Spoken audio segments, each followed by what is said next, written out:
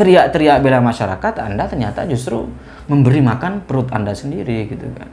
Ini lebih baik buka toko lah di Jakarta gitu kan, buka bengkel kayak dulu.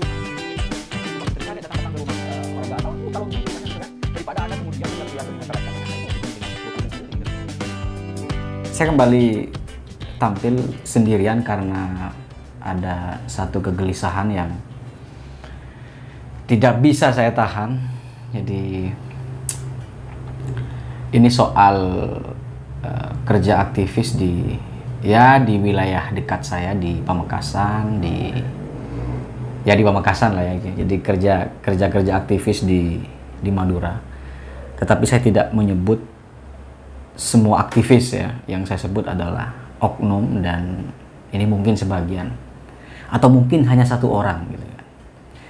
Jadi beberapa waktu lalu saya mendengar bahwa ada seorang aktivis nih ya, dia sedang mengawal sesuatu. Kalau aktivis pengawalannya kalian pasti tahu lah ya, pengawalannya kalau tidak audiensi, kemudian aksi demonstrasi, itu pengawalan yang dilakukan oleh aktivis. Nah, apakah aktivis mahasiswa atau aktivis di luar mahasiswa, saya tidak mau menyebut itu, namun yang pasti gitu kan, kembali lagi kepada topik tadi, ada seorang aktivis yang sedang mengawal isu, kemudian isu ini dikawal gitu kan dengan cara demonstrasi, audiensi dan seterusnya. Tetapi kemudian gitu saya dengar isu ya, si oknum aktivis ini menerima harta benda, saya tidak mau menyebutkan apa ya, menerima harta benda dari objek yang didemo. Ini saya contohkan. Misalkan ya, Holis misalnya dia punya rumah sakit dibangun di wilayah tempat, misalkan di negara A gitu kan. Negara api. Kemudian rumah sakit ini ternyata melakukan praktek-praktek korupsi gitu kan. Waktu itu saya sebagai aktivis di negara itu, saya mendemo gitu kan. Rumah sakit yang dimiliki oleh saudara Holis ini mati-matian, audiensi, kemudian mendatangi DPRD, kemudian juga demonstrasi, intinya ingin mengatakan kepada masyarakat bahwa rumah sakit ini tidak beres, dan memang tidak beres gitu kan. Setelah berjalan beberapa waktu gitu kan, setelah dikawal dari hulu ke hilir gitu kan, dari ujung ke ujung, tiba-tiba kasus ini lenyap. Saya gitu kan selaku aktivis menerima harta benda dari saudara Holis gitu. Dan ini sangat menggelisahkan saya. Kegelisahan saya yang jelas itu urusan, ya oke lah, itu urusan aktivis mau menerima uang, menerima harta benda dari seorang yang dia demo, dari kasus yang dia kawal, itu urusan si aktivis gitu kan. Tetapi kan persoalannya gitu kan, demonstrasi itu untuk mengawal jalannya demokrasi. Ketika Anda seorang aktivis mengawal suatu isu, tetapi kemudian menyerah gara-gara Anda diberi harta dan benda gitu kan, diberi uang, diberi aset, diberi apa gitu kan, Anda menyerah di situ, Anda mungkin dapat keuntungan, tetapi masyarakat yang berharap kepada Anda gitu kan, itu yang dirugikan gitu. Jadi ketika Anda ya sudahlah, itu urusan Anda menerima ini oknum ini ya, urusan Anda lah menerima harta benda, itu urusan Anda.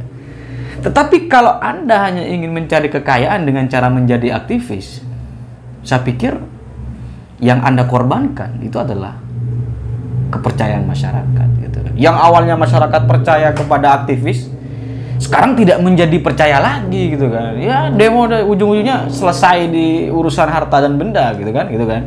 Jadi maksud saya, ini masyarakat yang Anda taruhkan gitu kan. Masyarakat sudah percaya demonstrasi akan mengubah wajah demokrasi Indonesia.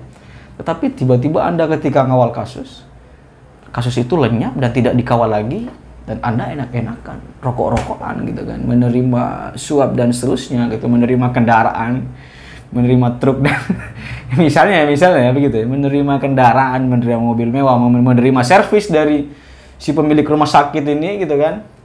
Ini kan yang dikorbankan adalah masyarakat gitu kan. Jadi maksud saya begini, kalau Anda mau cari uang, jangan jadi aktivis gitu kan, maksudnya gitu kan. Karena itu mengorbankan kepercayaan masyarakat gitu kan. Masyarakat dulu percaya bahwa aktivis bisa menurunkan rezim Pak Harto gitu kan pada tahun 98 itu gitu kan. Makin lama aktivis masih dipercaya bisa mengawal kedaulatan. Ya tiba-tiba Anda ngawal ini gitu, menteriakan ini, masyarakat sudah percaya, tiba-tiba Anda menerima harta benda. Ini yang saya resah sekali ini. Makanya saya harus bersuara ini, meskipun nggak ada tim, saya datang sendirian ini. Jadi ngomong sendiri karena dampaknya gitu kan. Kalau mau boleh disebut, ini adalah menjual demokrasi gitu kan. Ini menjual kepercayaan masyarakat. Karena Anda berteriak waktu demo, itu mengatasnamakan masyarakat. Gitu kan. Masyarakat menjadi korban bla bla bla bla gitu. Masyarakat tidak sejahtera bla bla bla gitu kan. Masyarakat dirugikan bla bla bla gitu kan. Masyarakat terdampak bla bla bla bla gitu kan. Tiba-tiba Anda menerima suap. Sebutlah suap gitu ya. Menerima, berarti Anda menjual masyarakat gitu kan. Menerima sesajen dari aksi demonstrasi Anda.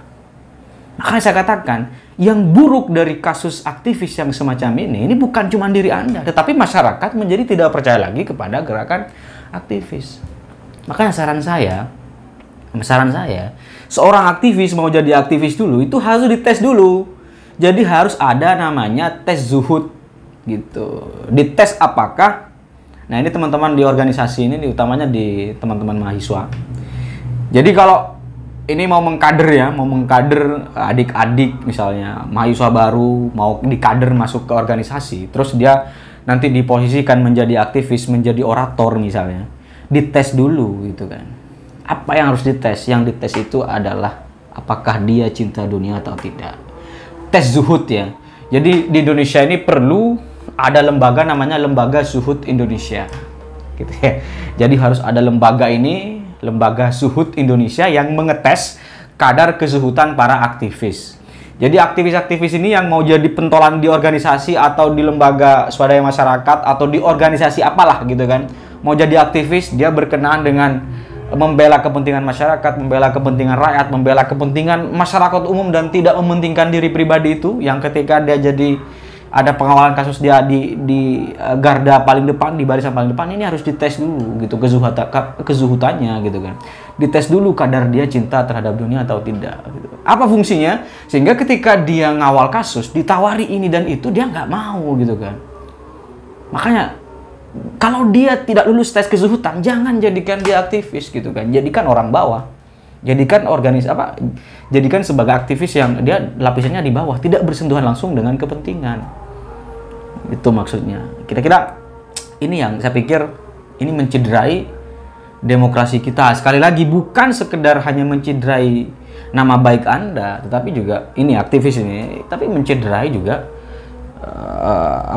demokrasi dan kepercayaan masyarakat gitu kan. Kalau Anda mau membisnis gitu ya, menjadi pembisnis, Anda mau membisnis artinya Anda mau mencari keuntungan gitu kan.